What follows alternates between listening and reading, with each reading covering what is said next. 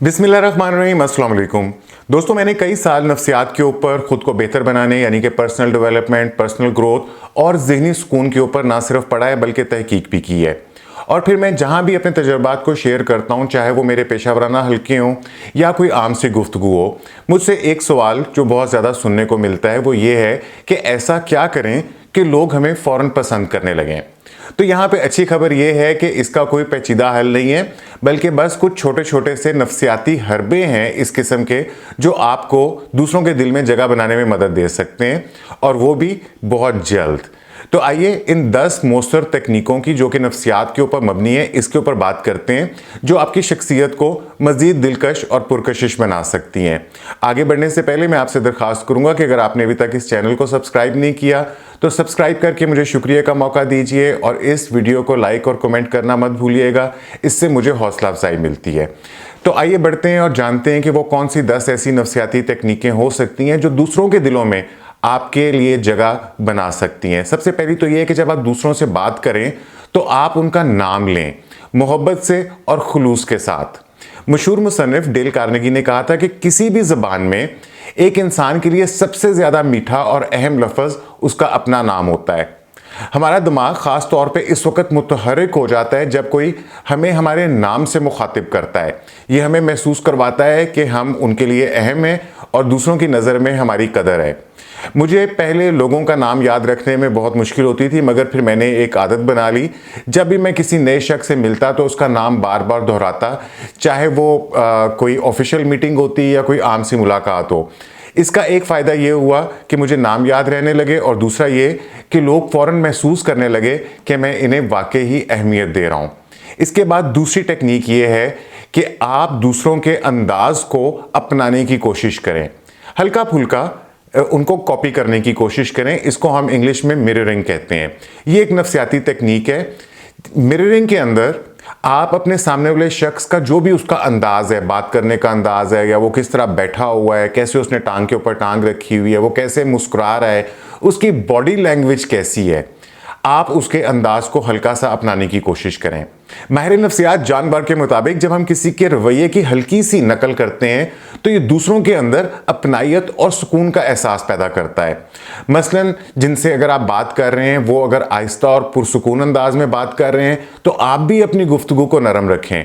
अगर वो खुशमिजाज और पुरजोश हैं तो आप भी थोड़ा सा ज़्यादा जोश दिखाएं, लेकिन ध्यान रहे कि ये बिल्कुल कुदरती और गैर महसूस तरीके से होना चाहिए।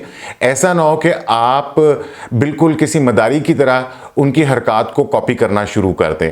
इसके बाद तीसरी चीज़, दूसरों से जब आप मदद मांगते हैं या मशवरा मांगते हैं तो इससे भी आपका और दूसरे लोगों का एक कनेक्शन जो है वो बेहतर हो जाता है। बेंजामिन फ्रैंकलिन ने एक बार कहा था कि जो शख्स एक बार आपके ऊपर एहसान कर चुका हो तो वो ज़्यादा इम्कान रखता है कि वो दोबारा भी आपकी मदद करेगा। और नफ्सियात में इसको बेंजामिन फ्रैंकलिन इफेक्ट कहते हैं। ये वाकई हैरानकुन है कि जब हम किसी से मदद मांगते हैं तो वो हमारे लिए ज़्यादा अपनायत महसूस करने लगते हैं। जब मैंने अपना एक नया काम शुरू किया तो मैंने अपने एक उसी फील्ड के अंदर जो तजर्बाकार शख्स था, मैंने उससे मशवरा लिया। हैरत अंगेज़ तौर पर उसने ना सिर्फ मुझे मशवरा दिया बल्कि आगे बढ़कर मेरी काफ़ी मदद भी की, और हम बाद में अच्छे दोस्त भी बन गए और फिर मिलकर हमने कई मंसूबों के ऊपर भी काम किया। इसके बाद चौथी नफ्सियाती टेक्निक क्या है कि आप दूसरों की बातों के अंदर सच्ची दिलचस्पी लें। हर इंसान चाहता है कि वो ख़ास महसूस करे, और जब कोई वाकई हमारी बातों के अंदर दिलचस्पी लेता है तो हमें वो शख्स बहुत पसंद आने लगता है। एक माहिर नफ्सियात थे आर्थन एरोन। इनकी तहकीक के मुताबिक जो सवालात पूछने होते हैं, ख़ास तौर पे open ended question, open ended questions वो होते हैं जिनके अंदर सिर्फ हाँ या नहीं का जवाब ना दिया जाए, बल्कि वो शख्स जो है वो कुछ ज़्यादा डिटेल से जिनका जवाब दे, उनको ओपन एंडेड क्वेश्चन कहते हैं। तो जब आप लोगों के साथ ओपन एंडेड क्वेश्चन करते हैं तो उनके साथ एक गहरी और दिलचस्प गुफ्तगू की बुनियाद बनती है।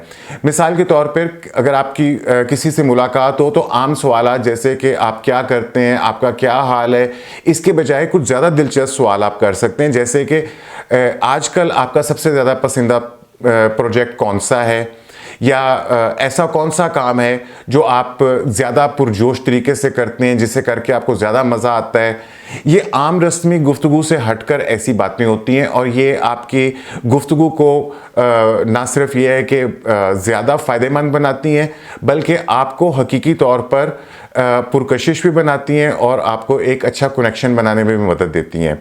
इसके बाद है पांचवीं टेक्निक, वो ये है कि दूसरों की किसी एक ऐसी चीज़ की तारीफ़ करें जो कि ज़ाहरी चीज़ से मुतल्लिक ना हो, बल्कि उनके अंदरूनी वजूद से जुड़ी हुई हो, उनकी ज़ात से जुड़ी हुई हो। ज़्यादातर लोग जो हैं वो तारीफ़ करते वक्त ज़ाहरी चीज़ों के ऊपर ध्यान देते हैं, जैसे कि आपने जूते बहुत अच्छे पहने हुए हैं या आपका सूट जो है वो बहुत ज़बरदस्त है। लेकिन अगर आप वाकई किसी के दिल में जगह बनाना चाहते हैं तो किसी ऐसी खूबी की तारीफ़ करें जो उनकी शख्सियत या उनकी जहानत या उनके हुनर से मुतालिक हो। एक माहिर नफ्सियात थी कैरल डीवेक, इनके मुताबिक जब हम लोगों की मेहनत, उनकी सोच या उनके रवैये की तारीफ़ करते हैं तो इससे ज़्यादा मजबूत ताल्लुक़ बनता है, क्योंकि लोग अपनी जो उनके अंदरूनी खूबियाँ हैं, उनके जो टैलेंट्स हैं, उनकी जो पर्सनैलिटी की खूबियाँ हैं, उनको जब पहचाना जाता है तो वो उसको ज़्यादा संजीदगी से लेते हैं और जब आप उनकी तारीफ़ करेंगे तो वो आपको ज़्यादा पसंदीदा समझना शुरू करेंगे। मिसाल के तौर पे आप कह सकते हैं कि मुझे वाकई पसंद आया कि आपने इस प्रॉब्लम को कितने तख्लीकी अंदाज में, क्रिएटिव तरीके से हल किया, या आपकी तवानाई, आपकी एनर्जी जो है वो वाकई पॉजिटिव है, आपके साथ बात करके मुझे बहुत मज़ा आया। तो ये तारीफ़ें ज़्यादा देर तक याद भी रहती हैं और ये फ़ौरन असर भी डालती हैं। इसके बाद हम बात करते हैं छठी नफ्सियाती टेक्निक की, वो ये है कि आप लोगों के साथ थोड़ी सी अपनी ज़ाती बात भी शेयर करें।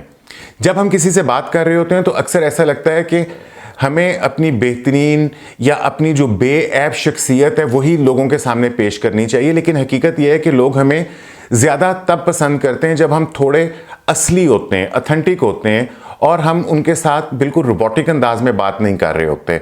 माहिर नफ्सियात सिडनी जोआरट के मुताबिक कि उन्होंने एक तहकीक की, वो कहते हैं कि जब हम दूसरों के साथ अपनी ज़िंदगी की छोटी छोटी ज़ाती बातें शेयर करते हैं तो इससे ताल्लुकात के अंदर कुर्बत पैदा हो जाती है।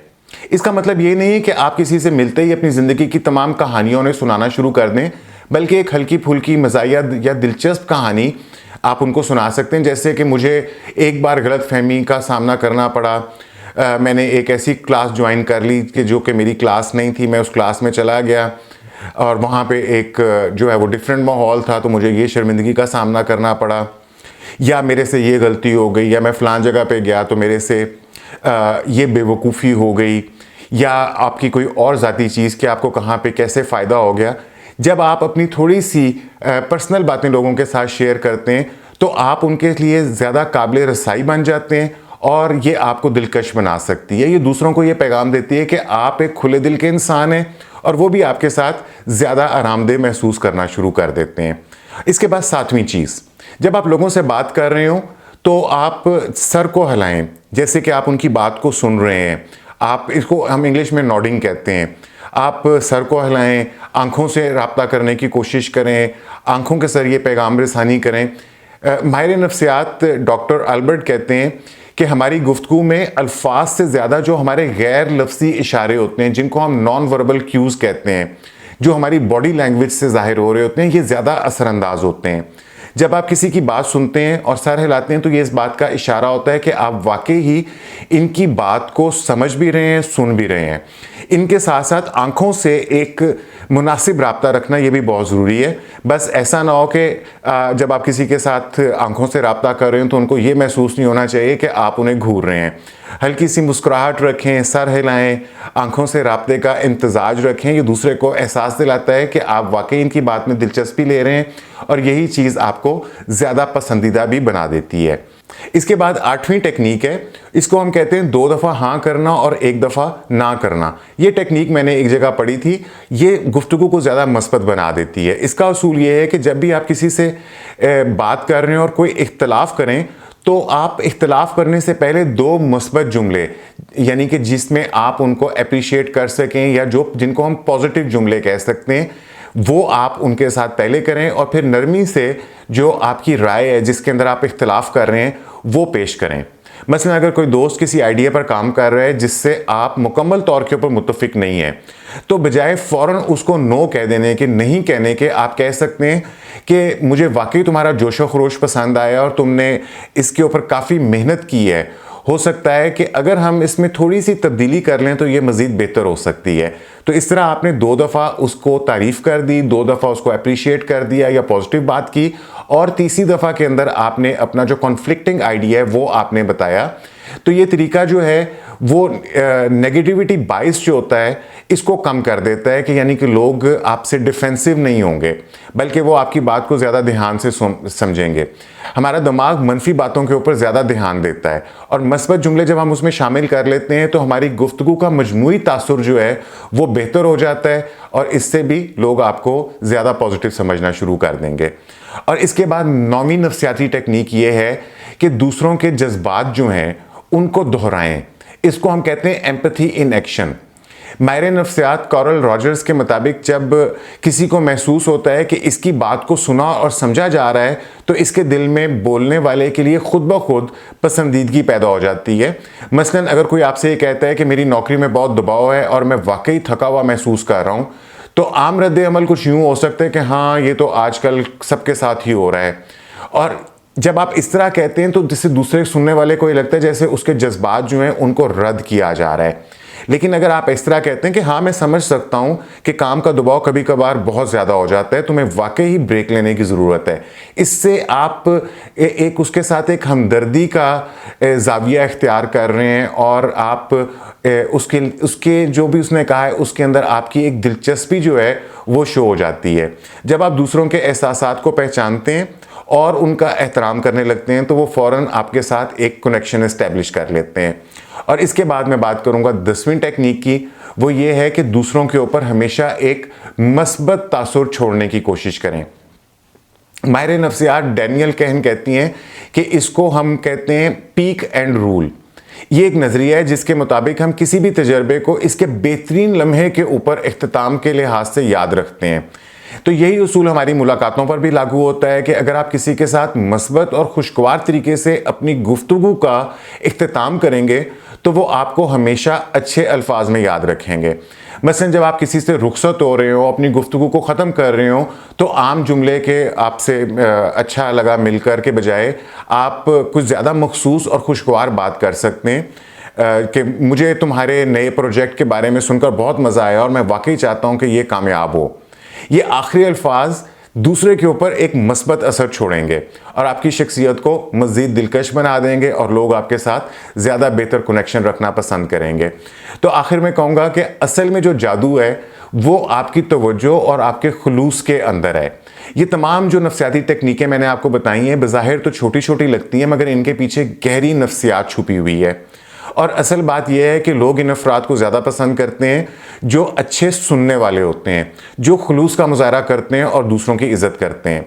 अगर आप इनमें सिर्फ 1 या 2 टेक्निक भी अपनी गुफ्तगू के अंदर शामिल कर लेंगे तो आपको एक वाज़ेह फ़र्क महसूस होगा, लोग आपकी तरफ ज़्यादा माइल होना शुरू हो जाएंगे।